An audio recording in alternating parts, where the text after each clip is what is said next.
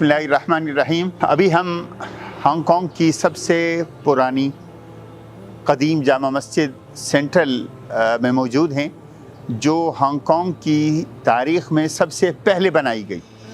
और ये मस्जिद जिसको आप यहाँ देख सकते हैं, ये इमारत बज़ात ख़ुद 109 साल पुरानी है।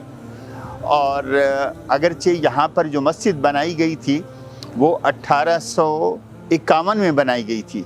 और ये जो ज़मीन है ये काफ़ी बड़ा एरिया है।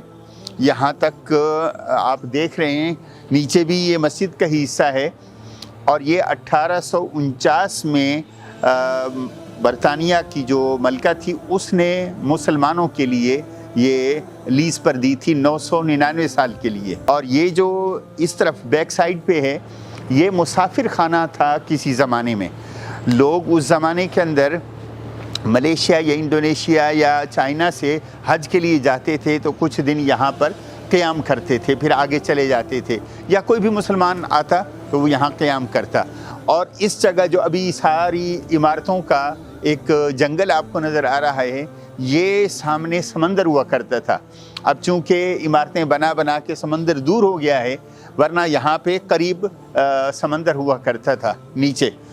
तो खैर ये जगह अभी उन जगहों में से जिसको आप कह सकते हैं कि एशिया का सबसे तवील एस्केलेटर, जिसको यानी मुतहर्रिक सीढ़ियाँ जिसको कहते हैं, वो भी यहाँ पे है इस तरफ करके। ये एक मीनार, अगरचे दो और भी 4 छोटे छोटे मीनार हैं, लेकिन बड़ा ये एक मीनार है।